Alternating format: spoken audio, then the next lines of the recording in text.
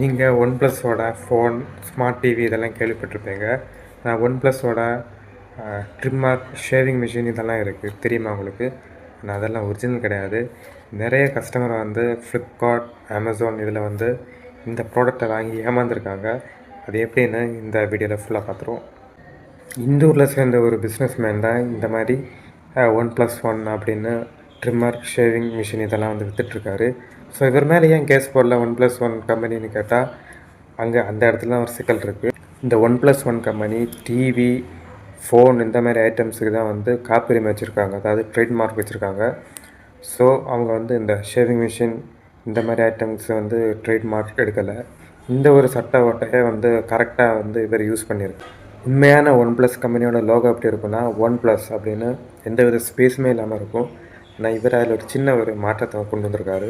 அதாவது ஒன் அப்புறம் ஒரு ஸ்பேஸ் விட்டு ப்ளஸ்ன்னு போட்டிருக்காரு. அது மட்டும் இல்லாமல் பேக்கிங், மாடல் நம்பர் இது எல்லாமே வந்து OnePlus அதே மாதிரி கொண்டு வந்திருக்காங்க.